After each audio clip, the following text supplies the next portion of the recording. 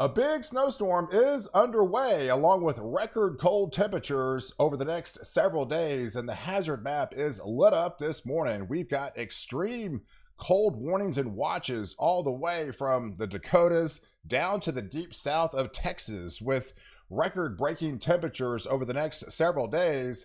And with it, it's going to bring a significant swath of snow across the Central Plains. We do have upgraded winter storm warnings for those areas into Kansas, as well as into Missouri, portions of Oklahoma.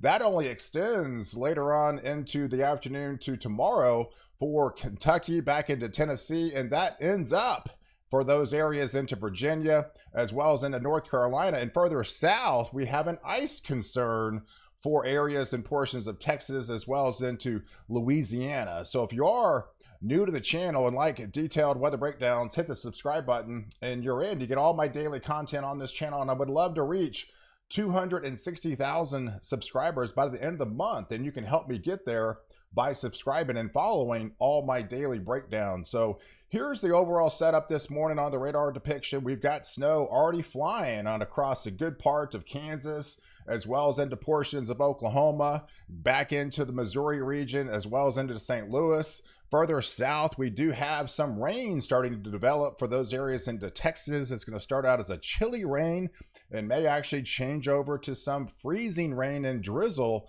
later on this evening, especially after the 8 o'clock time frame. But right now, it is bone-chilling cold, folks. This is actual temperatures waking up, and there's a huge spread further north of well below zero. That's not a misprint up there in the Dakotas. That is 34 below zero. That is definitely bone-chilling cold. Of course, the wind chills are way lower than that, upwards to 50, even upwards to 60 below zero. That sub-zero line reaches all the way to Kansas, and you can see the true Arctic air plunging southbound. This is essentially going to be impacting for those areas east of the Rockies.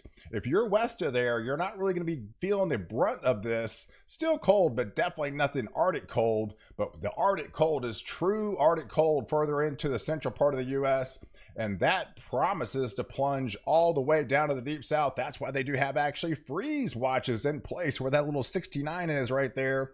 That's going to replace with some freezing temperatures as that Arctic air comes in. So as it comes in, it's going to increase the lift and increase the snow amounts as we get later on this morning. Here it is about 10 o'clock in the morning. We should start to see some heavier snows starting to fly in Kansas. That snow starts to creep into areas of Oklahoma. I know Tulsa really got upgraded. There's even some snow going to be in and around the Oklahoma City region, but also some icy concerns that we're going to have to be dealing with, as well as northwest of the Dallas-Fort Worth Metroplex. Kind of a chillier rain towards that 10 o'clock time frame. But as we move into the afternoon, all that changes over as the Arctic air arrives further south and also amplifies the heavier snows. This is when we could start to see some of those 1 to 2 inch per hour snowfall rates in northern Oklahoma, especially there in northern Arkansas, southern portions of Missouri. Some of these areas are expected to pick up a foot of snow. And then further south, it's more of an icy concern and more patchy ice concern in and around the Dallas-Fort Worth area. They do have that upgraded winter weather advisory that starts around 5 o'clock, goes until about midnight time frame. That also areas into southeastern Oklahoma, getting back into Arkansas. But that snow starts to enter areas of Kentucky as we get into the afternoon, and into the overnight it really picks up for Kentucky, back into Tennessee. Some of the heavier snows start to fly in southern Illinois by then, and that starts to creep into West Virginia. That's also going to be creeping into Virginia, back into the Carolinas. We could be seeing some heavier snows as we flip the calendar until tomorrow on Wednesday. But further south, we could have a little bit more of a cold air damming type of event, and could have definitely some significant icing concerns starting to build up there for the areas in central and southern portions of the Carolinas, with a huge icing concern for them. So if we break it down to you, let's take a look at some of the preliminary snowfall totals on the latest high resolution guidance. And yeah, we could be looking at some 1 to 2 inch totals in and around the Oklahoma City region, along with that ice. But further off to your northeast, Yeah, Stillwater, a good 3 inches. Back towards Tulsa, this has been steadily increasing. I think a fair amount is right around that 8-inch mark. And then further north, we could be looking at some foot totals, especially as we head towards the Springfield region, the Springdale region, and the Mountain Home, Arkansas. Back into Joplin, about 10 inches. You get further north, Kansas City, a little bit lighter amounts, 3 to 4 inches. Up here and towards, back into St. Louis, around a couple of inches of snow.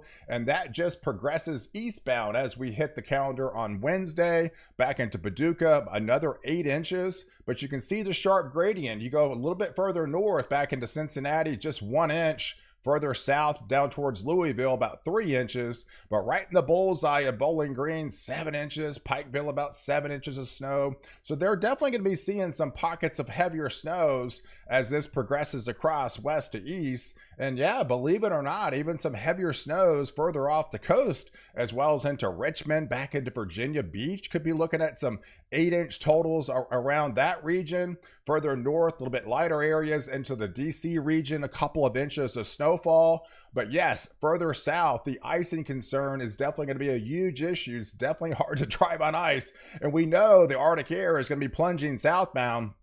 I mean, temperature is going to fall rapidly through the 20s into the teens by Wednesday morning. And all this is anything that's not evaporated by those 35-mile-per-hour strong gusty winds, and those wind chills fall below zero. It will be a definitely slip and slide with black ice across these regions into southeastern areas of Oklahoma, portions of North Texas, back into the northern areas of Louisiana, Arkansas, back into Mississippi, Alabama. And then there's that cold air damming event that we're really concerned about, of significant icing concerns, matching to a quarter, possibly a half inch of ice across this region. But the other concern is just the dangerously cold temperatures.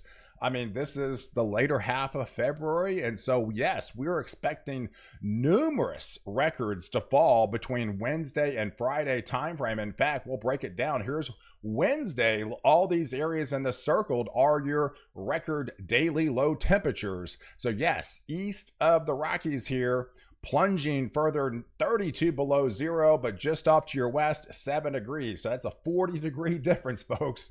That is the true Arctic air going below zero into the Texas Panhandle, below zero in Oklahoma. So you know that means business when you're talking single digits in Texas, and all the way into Arkansas. Could be looking at 17 degrees. Kentucky, there's 17 degrees.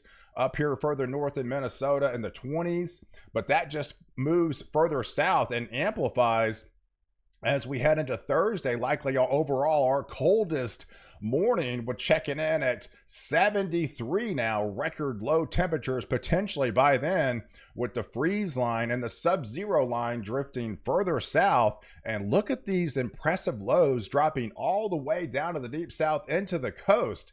We know we've been here before in January, and we saw that coastal storm as well. And to do this again is pretty crazy, folks.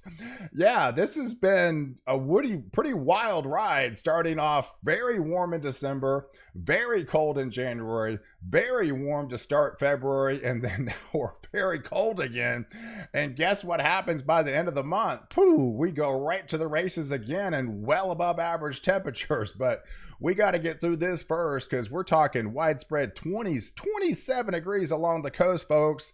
Yeah, that's definitely some chilly, bone-chilling cold, and that's why we're talking about so many numerous records to fall. And that even goes into Friday.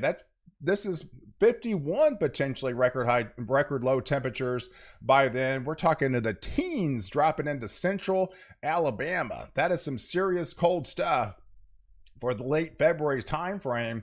But I don't think you really get out of it, because that high pressure just kind of locks and bakes itself over the central plains. And that Arctic air is pretty much locked in all week long. It is not going anywhere once it arrives. And there's going to be areas it's not going to get above freezing for many days across the deep south. So this is kind of a longer duration freeze spell, if you will. And even on Friday night going into Saturday morning, we do have a little bit of more moisture returning as we try to come out of that Arctic air further south back into Texas again.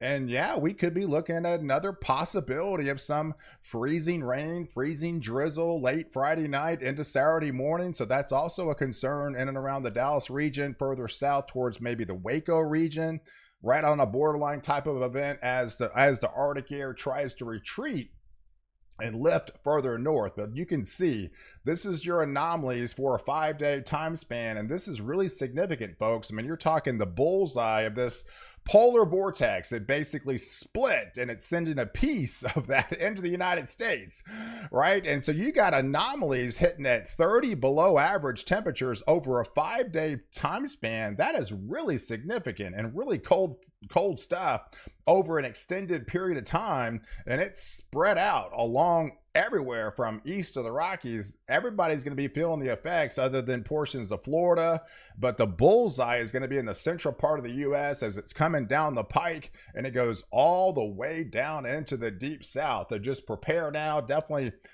wrap your pipes, drip your faucets further south, and it's this is kind of a pipe bursting cold, if you will. So take this. This is a huge concern with that problem. And then, what's going to happen after that? It's completely the opposite, folks. This is your jet stream. We go back to zonal flow, right? Here's your polar jet. Starts to creep well north. So that puts the dry slot in the middle of the part of the country and puts any cold air back up into Canada. And so that's exactly what we're going to find next week as we rapidly warm. It starts to come on Sunday. It really starts to feel the effects on Monday. And by Tuesday, this is where we're at. On the 25th of February, we're well above average temperatures, folks. So we rapidly go into a deep freeze this week, and we rapidly warm up on the backside in a big way. And with that zonal flow coming in, well, that's a dry flow, right? If you got the jet stream further north up into Canada, that's where the precipitation is going to be, right? So we come out of it. Arctic air is dry air, and it's replaced with even drier air coming in with that zonal flow and a warm flow that's going to be coming off the Pacific to end the month of February. So guys, I appreciate you guys watching.